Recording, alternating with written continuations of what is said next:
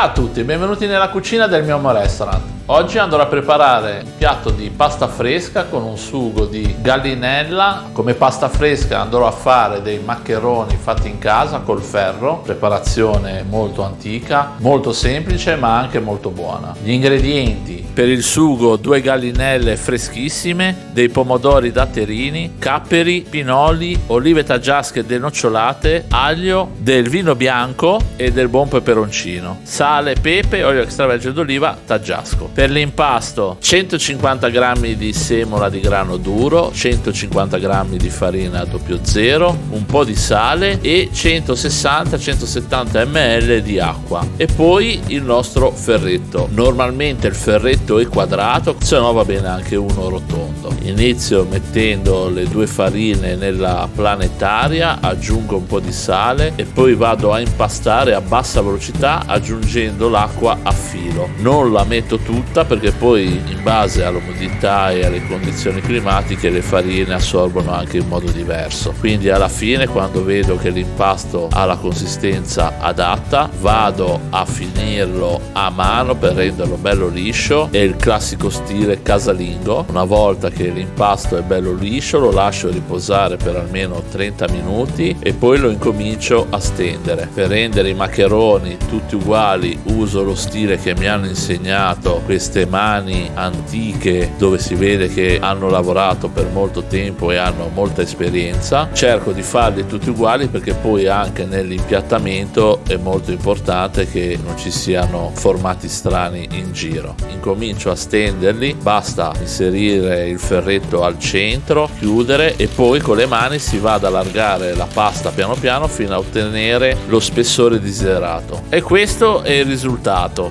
Per andare a sfilettare le gallinelle andiamo a incidere sotto la letta con il coltello, andiamo ad appoggiarci sulla spina dorsale e il nostro filetto è già pronto. Come vedete la carne è bella bianca, è bella tenera. Facciamo anche la stessa operazione dall'altra parte, quindi sotto la letta andiamo a incidere, andiamo a seguire la spina dorsale del pesce e il filetto anche qui è già pronto. Con quello che rimane non buttiamolo perché ci facciamo poi un brodetto di pesce. Per ultimo, con una pinzetta andiamo a togliere le spine che sono rimaste, facciamo un po' di forza, togliamole bene perché poi danno fastidio altrimenti e sono anche pericolose. Andiamo a togliere la pelle, basta incidere sotto la pelle e con un coltello bello affilato, mi raccomando, andiamo a togliere tutta la nostra ciccia.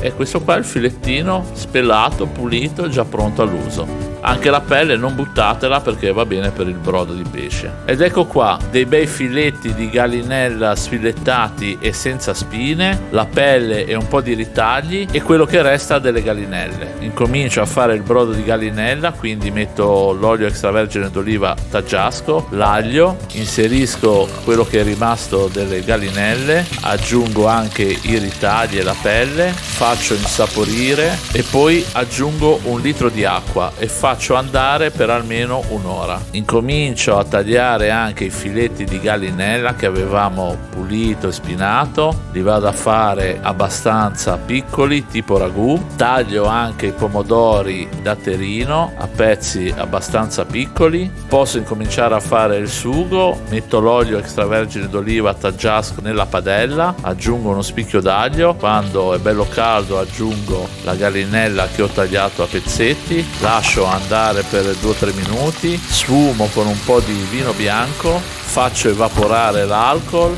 aggiungo poi i capperi, le olive denocciolate taggiasche, i pinoli, aggiusto di sale, aggiungo i pomodorini che ho tagliato, poi togliamo l'aglio e aggiungo il peperoncino. Faccio insaporire e finisco di cucinare aggiungendo il brodo di gallinella. Essendo la gallinella un pesce asciutto, la cottura in umido è sempre l'ideale. Quando sono quasi pronto butto la pasta in abbondante acqua salata. Quando è cotta vado a scolarla direttamente nella padella, aggiungo ancora un po' di brodo di gallinella, faccio saltare e vado a mantecare la pasta. Siamo pronti per impiattare un bel piatto fondo, metto la mia porzione di pasta, aggiungo abbondante sugo, chiudo con un filo d'olio, e il piatto è pronto. Bene, eccoli qua, dei maccheroni fatti a mano col ferro con sugo di gallinella, pomodorini, pinoli, capperi e olive taggiasche. Molto semplice ma anche molto buono. Vi aspetto per i prossimi video, ciao da Andrea.